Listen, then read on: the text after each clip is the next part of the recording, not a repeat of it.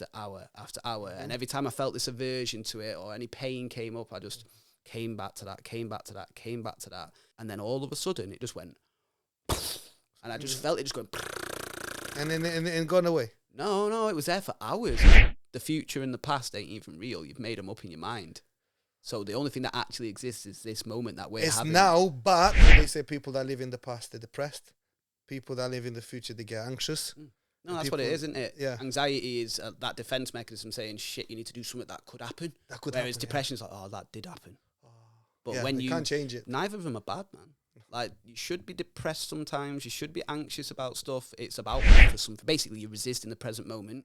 So you then block the flow of energy because you've done that. Yeah. You then don't like the friction that energy's. So it might come out as anxiety or discomfort. Yeah. Now, if you ain't used to processing that by meditating and being fully present with it, it gets pushed down into your psyche. That's why they say issues in the tissue. You manifest your problems in the body.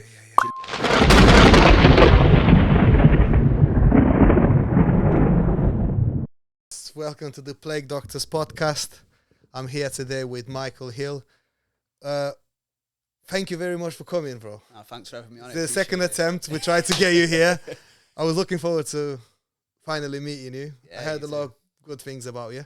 So I thought I don't want to miss the opportunity to have you around to have a little podcast with you. Yeah, man. I mean, you know I'm on that journey as well. I know you're on that journey. Is on the What on Earth? Who on Earth? Who on Earth? To be honest, it was going to be What on Earth, and then I realised that there's a science podcast called that. Is he already? So Yeah. I ended up. Josh told me that. Luckily, our mutual friend, and it's like, Who on Earth? Just check. Who on Earth? Yeah. What on Earth? It makes sense as well. Well, Who on Earth actually probably makes more sense because it's about the person. So it's like a deep down. Who? into their One. steering. Individual. Yeah, exactly. So that's yeah. So that makes sense as well. That if you look into it, everything can have a meaning. It was meant to happen. It was meant to happen like that. Yeah. Right. Well, I've called this the Plague Doctor because I thought we live in a modern society where the society is going through a social plague. Okay. And the modern Plague Doctor wearing the mask means you putting all the herbs and all the filters into the beak to filter the bullshit that's in the society. So that's why I think the Plague Doctor is more. It's good to have a little theme to it. Yeah, that's the theme of it. So whenever I feel there's too much bullshit in the air, put the mask on. I can watch the news. I can filter things out. See, I just don't watch the news. That's how I get away with that. I don't really watch it, but I watch it just because I just want to know whether I'm ordering gas masks or not. You know what I mean? Do need some toilet roll. Another pandemic when I'm ordering them gas masks. So that's the reason. But I just briefly, I don't get attached to it. Yeah. Again, it gives you anxiety, depression, and all these other plagues. Yeah, I mean, it's mad. I used to, thinking back when I was a kid, my mum and dad just had the news on like at tea time and Live off it. And like in this state of panic all the time. Yo, just turn it off for a minute. I need to chill. Yeah, you just you want to see the news in Romania. Yeah, it's shocking. One of them. There's no filters to it. It's just what happens everywhere. Do you know what I mean? Like things that you don't need to know. Do you know what I mean? Barber fell over and stuff like Barber that. fell over, man chopped his wife's hands off and nailed them to the front gate. I feel like that's something you need to know. At 4 o'clock. The news at 4 after kids are finishing school and stuff. It's just ridiculous. Yeah. So that's yeah. We all right to swear on this, yeah. You can that's the beauty of podcasting. Yeah? It is, yeah. There's no filters, there's no bullshit like that. We're just a group of people talking openly about that's why ideas. That's why I love the concept. It's not got all this fucking you can't say that and all this pre-scripted scripted. Yeah. Then it's not natural. It's not what a podcast should be. No. Do you know what I mean? We need to know who the people are, not who they want us to think they are. That's what I mean. Putting masks on. I mean, I put a costume on just to represent the theme, but it's a character, though, isn't it? It's a character. You know, as long as you know it's a character. I'm not playing like I'm not acting like the Doctor. Yeah, don't start trying to heal me and that. No, I'm trying to filter bullshit. That's all. So by filtering bullshit, it gives you a wider range of understanding things and a different angle of seeing things in the world, and then you can live a bit more calmer, other than just getting your head filled with. I mean, I don't think I'm enlightened. I don't know. I definitely am not enlightened. I think it takes a bit more. I'm on a journey. Yeah, it's a journey to it, isn't it? Maybe not this lifetime either. Maybe, yeah. But that's why I meditate when you said that. Like, I'm actually observing to see what the truth really is. and you can't see what the truth is. If you're caught up in it, you have to just step back and watch it, observe it objectively. I will join your classes because I need to learn how to meditate. He's been telling me for ages. It's not even that far, you know. I'm at the Resonance Centre right now. I'm gonna definitely join. He's been telling me. My brother's been telling me, please, you need to go meditate. 100 miles an hour. You need to step back. So that's what I used to be like, brother. Yeah, I was the most chatty guy you'll ever meet, but was nervous a lot of the time with me. The more I'm chatting, usually, the more you'll feel that I'm not that comfortable. Mm-hmm. With me, it's just brain, just 100 miles an hour. Do you know what I mean? I don't know. I enjoy the way I feel. I just know that sometimes people around me might not enjoy it, so I need to adapt a bit. I do one-on-ones as well, you know. Yeah, we need to. You need to guide me through some basic ground rules. Yeah, I can relate to the mind. Yeah, just because I've learnt meditation doesn't mean my mind stopped. It's a high processing mind, so which can sort of, it becomes a defense mechanism, you know. Yeah. If you're thinking all the time, it's because you're stopping yourself from going into feeling. Yeah, that's maybe. So when I started teaching myself that my body was a safe place to drop into, mind started quieting, mind started relaxing. Yeah. When did you start going into meditation and stuff? So for me, like, it goes back to when I was living in Australia with my ex. So I got to a point where I was so depressed and anxious, so mental health was just shot, that I decided I either top yourself. Yeah. Was it that bad? Yeah. That bad, or do something about it. Something in me just was never going to do that. So right. well, then you're going to have to do something about it because this isn't sustainable. You can't maintain this level of suffering. Right. It started with, you know, just changing my diet a little bit. Right. Going to the gym. Right. The obvious stuff. Obvious stuff, yeah. But then I realised you need a more of a holistic health approach. Right. Yeah. So it's funny, actually, I was in the mountains of Toowoomba, Australia, and I was at this work retreat, and they got this laughing yogi on. Yeah, so you mountain up Toowoomba. Toowoomba, it's Australia, isn't it? In Australia, so they got these like Aborigine names to them, and they got this laughing yogi in.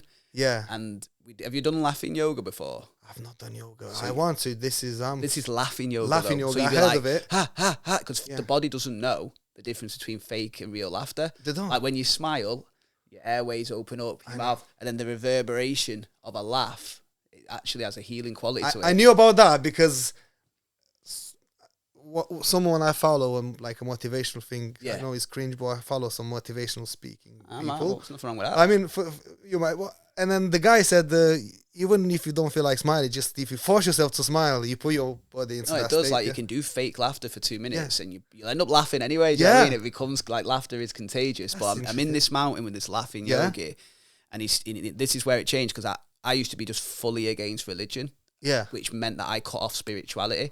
So spirituality to me is just the intangible, the stuff that you can't touch. It's what's behind all that. No one taught you it. It just came. Well, I used to always think that spirituality was religious, and that because I went to like a Christian school as a kid, it just made me hate it. I like right now I've got respect if that's your belief, that's fine. But at that point, I did not. Is it the routine you didn't like, or I didn't like the bullshit, mate. To be honest, you had to wear the mask. I didn't have a mask either.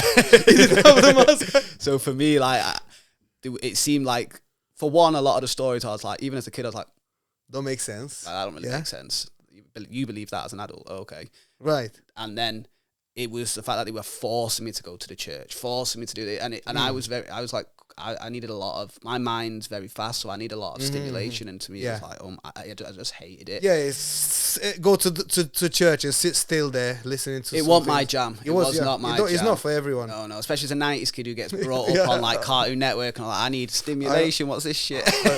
But I respect it now. Like, if that's what you believe, that's fine, as long as you're not trying to push it on someone else. But then this laughing yogi, he made me realise that that's spirituality and religion are different. Religion's just hijacked spirituality. Spirituality comes to you naturally, Well, I say hijacked. It depends on the person and how they're going about it. As long, to me, like I said, if you believe what you want, I'll believe what I want. I'll tell you the difference between spirituality and religion from the view of a Christian. Yeah, in Romania we have spirituality. I'll tell you, because I thought I've been thinking about religion for years, and I wasn't sure like you.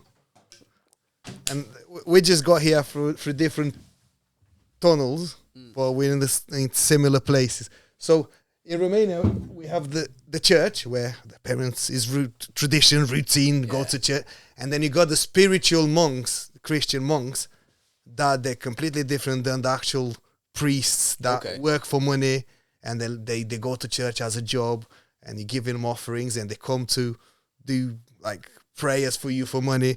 Them monks, they're just there, no material things. They just chose live in God. That's it. There's no profits. You go to visit them, you offer them for the buildings that they do. You offer them money for, or if you can go with oil or cooking stuff, whatever because they just stay in the monasteries. So I saw the difference between religion and spirituality. They were spiritual, the monks, they found the Holy Spirit and gone and just live in that. And the ones that it's like a business. Well, it is. It does come across, and it's sort of like a form of mind control. And I'm not, like I said, if you believe in it, like that, I was disrespectful as a younger person, where I would be like, "What, you believe in that?" But now I'm just like, do you know what you're doing? As long as you're not doing any harm to anyone, when you start using it as a reason to project your violence, then and like your control and your abuse, then that's when I start saying you need to sit down and totally agree with you. Leave that. Yeah. But this guy helped me. That was when my relationship with spirituality changed, and I was like, oh, so it's something that's actually worth looking into more. Yeah. And he talked about the 7 holistic health points. What are 7 holistic health points? So this is going to be the game that we're going to play. What do you think they are? The colours, them colours from the top to the bottom. Oh, no, they're the chakras. The chakras, yeah. Their energy points. The energy points. Now, this is 7 holistic. So to give you an idea, your physical health is one of them. What could the other 6 be? The spiritual health, physical health, mental health, spiritual, physical, mental, soul. Mind, body, and soul. Well, spiritual would be soul. With the soul, Same sort of thing, that one. Yeah, mind, body, and soul. I don't know the rest. So we're a social being. Social being. So social health. Health, yeah. Emotional health. And then self-health. Self-health, yeah. So obviously, like your self-esteem, how you speak. Because the self is like, it's like the ego, really, isn't it? Yeah. It's the identity. It's the character, the plague doctor, meditation with Michael. And then the last one's sexual. And at first I was like, oh yeah, of course. And then he's like, nah, not like that, Michael. Yeah. Talking masculine and feminine balance. Yeah, So then I realised there's 7 things, umbrella things for me to work upon. And it so happened that the spiritual side, that's where the meditation came in. Yeah. It was a long way of answering your question, but then at first I was using this app called Calm, just to help me sleep. Calm, yeah. And for me, brother, like sitting there No, didn't fuck. I'm like you, where my mind's going a million miles, and then that comes from a body it channels energy well. I'm quite sensitive, but for somebody who's not skilled at that, so to manage it's difficult to exist. That's why I'd got to that point. Difficult to exist. Yo, it was difficult to exist, and then 2 minutes was a struggle. Yo, I couldn't meditate for 2 minutes. No. Well, I could. I mean, a meditation is just concentrating on the present moment, but struggle to do it. Mine is like a window on Windows on the computer with loads of little windows opened all the time. Exactly, yeah. I'm turning one on, another one. Do you like them virus ones? Yeah. I can. I tried. I come here sometimes to. Do you know what it is? I need help. I need help with when it comes to. For me, I realised through working with a therapist using. Have you heard of IFS? Internal Family Systems. No. So it's a modality that you use to understand the different parts of yourself. So you got like an angry part, you got an upset part, you got and these all traumatized, fragmented parts that you've sort of got trying to run the show and defend you. And he learned me to. That's what inner peace is: learning all these different parts of yourself, and then observing them, listening to them, seeing what they need. Why has anxiety come up? Why is my mind racing? Yeah. And go on. I've studied about anxiety because I had my daughter that had anxiety issues and someone close to me, like my missus. I've had friends, and I try to understand what anxiety is. I grew up as a street kid doing bits and bobs. Chopping off hands and nailing them to doors. I'm from a good family back home. I just came here at a very young age, at 16, so I've had a bit of a... Do you know what I mean? I didn't have time to think, am I anxious or what do I feel? I was too busy staying alive and working and... Do you know what I mean? Yeah, grafting so and that. Grafting, whatever I had to do. So I struggle to understand, and then if you don't understand, you can't help people around you. Yeah. So I read about it, and I kind of understand from a clinical data point of view what anxiety is. But like I said, you guys look at it from the energy point of view. Well, for me, anxiety is like a little best mate. It's turned up as a sensation. All we are is energy vibrating at a certain rate. That's all anxiety is. And that chemical reaction creates this anxiety sensation.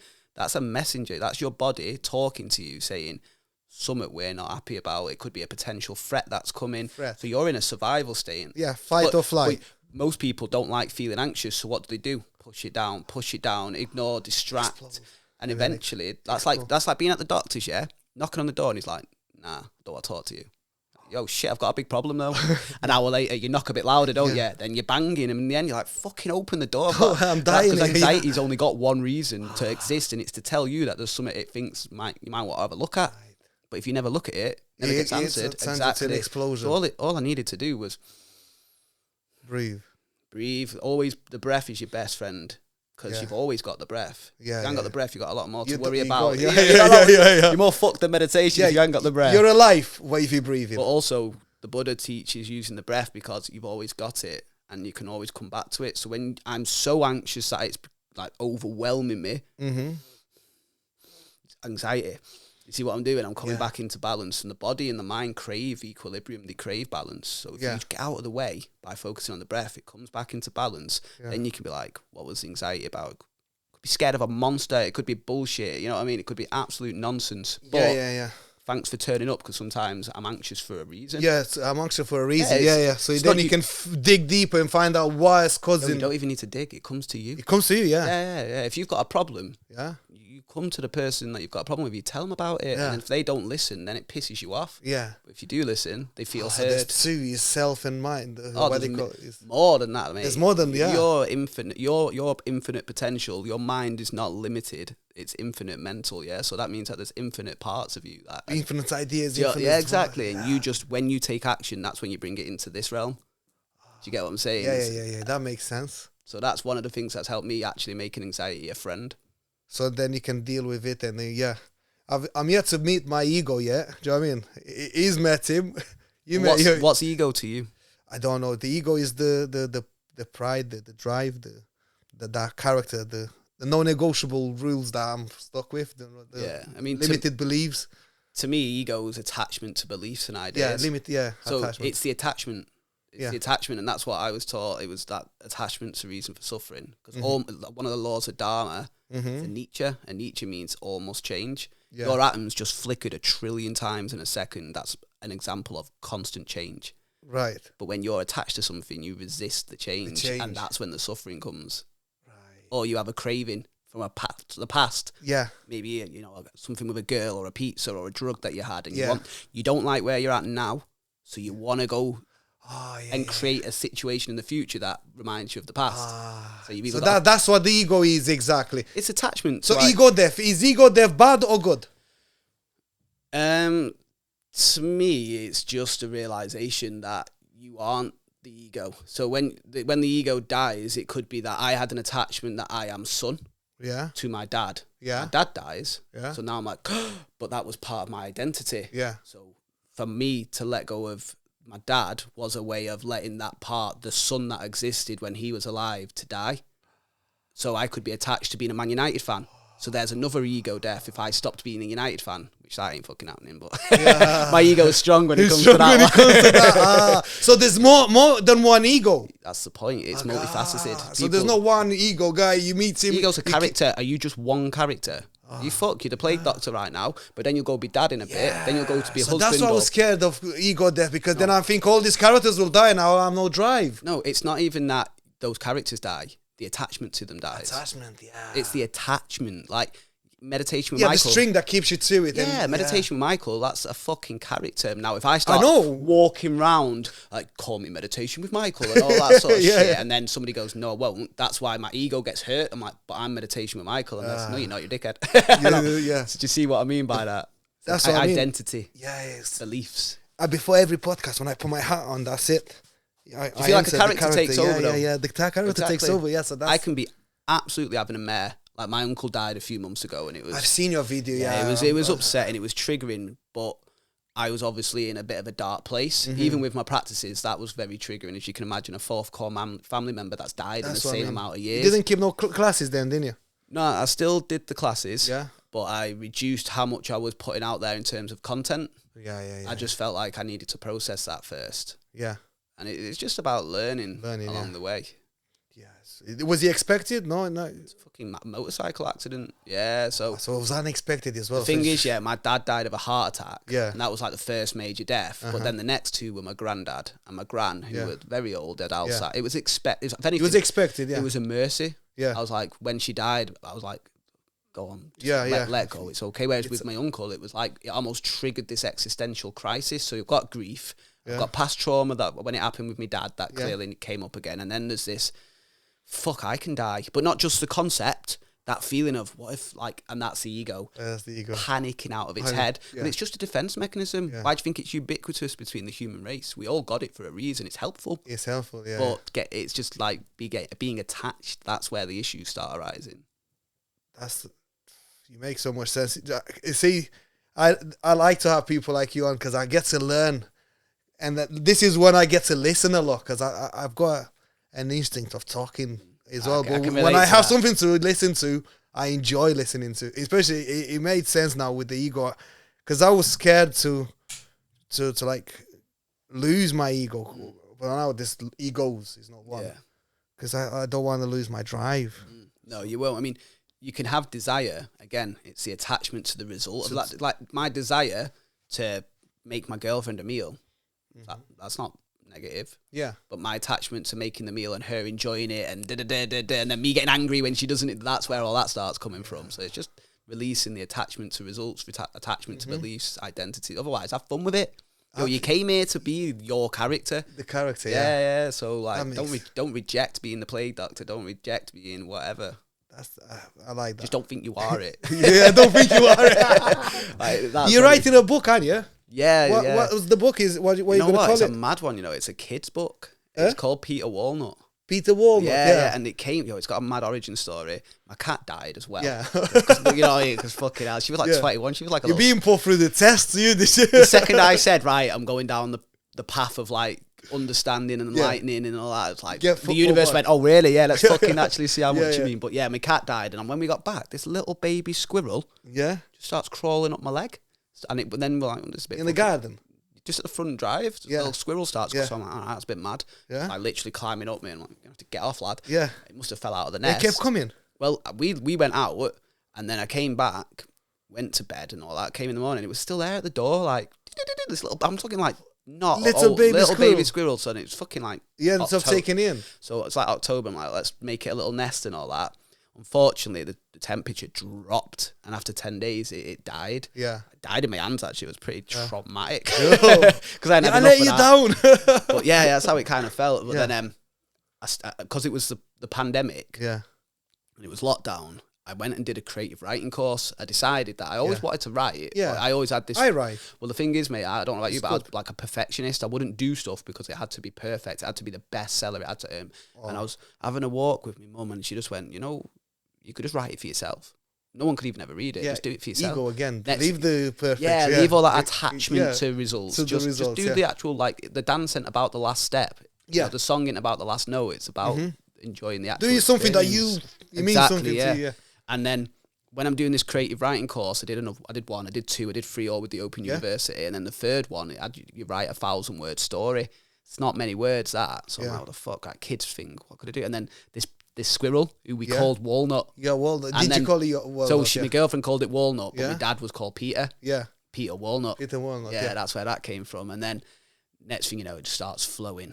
I ended up, like, it's probably the most flow state. How far are you in? I'm on the final edit now. Yeah. I did the first edit. Yeah.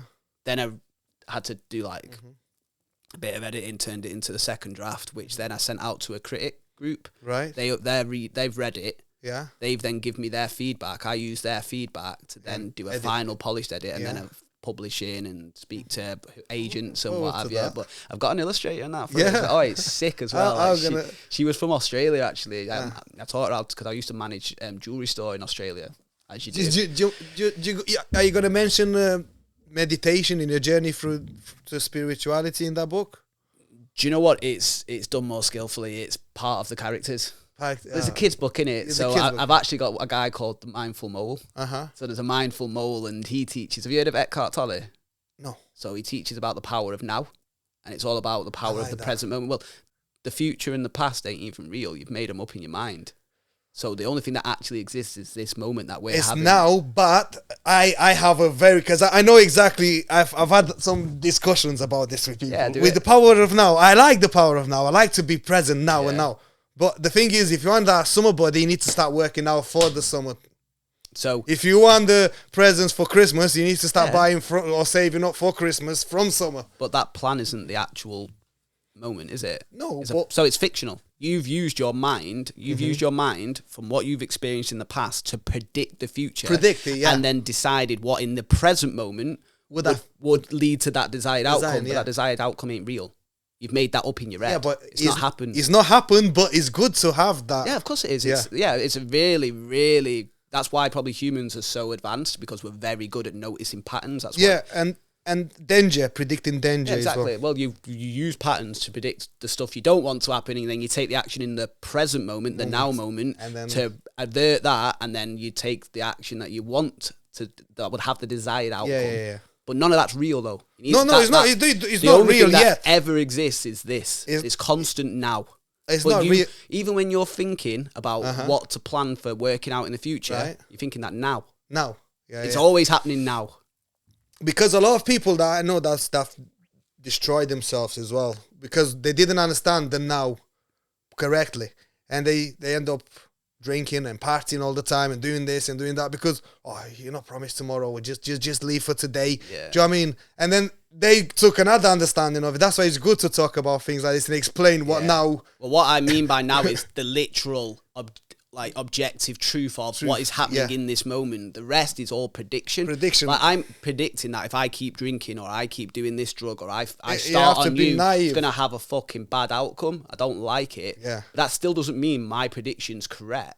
Yeah. I might be very close because I'm using my intelligence to use the pattern recognition to think that's about to happen if I do that.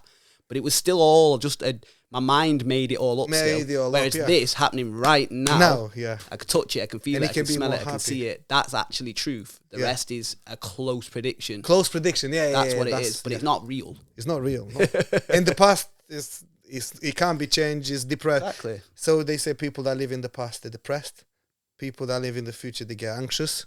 No, that's what it is, isn't it? Yeah. Anxiety is that defense mechanism saying, shit, you need to do something that could happen. Whereas depression is like, that did happen.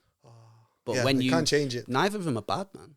Like, you should be depressed sometimes. You should be anxious about stuff. It's about processing it in the moment. It correctly. It only needs to be there for a few moments. Like I did. Have you heard of Vipassana? No. So Vipassana is where you do 10 days meditation, silent meditation. Vipassana. And you do 10 hours a day. So in 10 days, you do 100 hours meditation, all silent. You're not allowed to speak to anyone. You're not even allowed to say thank you. In Switzerland, they do that. They do it all over the place. They do it in Switzerland. There's different. It comes from the Buddha, Siddhartha, but it's all about... They're making groups where you go there with groups of people and you don't talk for 10 days. Yeah, I've been invited to one of them. Vipassana is the technique. Yeah. So me and you could go sit in silence for 10 days. That isn't Vipassana. That's sitting in 10 days silence. Yeah. Vipassana is the technique where first you do anapana. So you watch the nostril breathing in and out. You do that for 35 hours, 3.5 days. All you do is watch the breath in, watch the breath out, just through the nose, just through this area. And you do that to sharpen the mind, create samadhi, concentration of the mind. So you can then do Vipassana. Yeah. Vipassana is actually where you go through each part of your body and you feel where there's density, where there's subtle energy, and where there's numbness, you can't feel anything. The subtle energy is just the flow of energy that you have in the body, just going as it normally should. The dense bit is where you've resisted, so you've had aversion to what's happening in the present moment, or you have a craving for something. Basically, you resist in the present moment, so you then block the flow of energy because you've done that. Yeah. You then don't like the friction that energy's, so it might come out as anxiety or discomfort. Yeah. Now, if you ain't used to processing that by meditating and being fully present with it, it gets pushed down into your psyche. That's why they say issues in the tissue. You manifest your problems in the body. You literally push it down and want to feel that. Yeah. So what the Vipassana does is you just watch it, equanimity. You don't try and change it at all. Just watch it. And I got to the point where my mind was so sharp, I could feel the atomic structure of my body.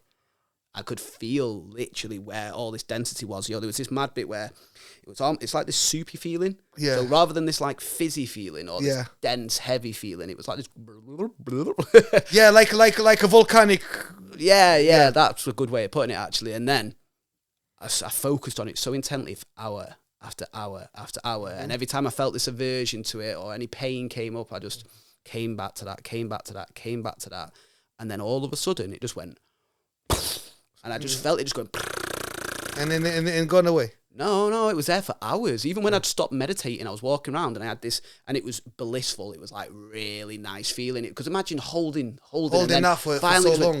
it's release, and then I'm there just about to fall asleep, and I was practicing it even as I was going to sleep, just watching the breath in and out, in and in. Get distracted, come back to the breath, and then the volcano erupted, brother. It just went, and it was better than any sex I've ever had. It was, mad, energetic orgasm of just like 10 straight minutes of just, what the fuck is this? And that go rid of all the negativity that's been building up. Or is that negativity? What is not? Do you know what it is? It's just energy, like you said. It's neither good nor bad. It's just trapped and it can't flow. I blocked it with my version in the past to summit, and I don't know why you trap certain stuff in different areas, but they say a lot of your emotions in like your lower back. So when you start doing yoga and you stretch your lower back to a certain degree, it releases, and then you get that sort of stuff happening to you as well. But the problem was I started craving that then, didn't I? Oh,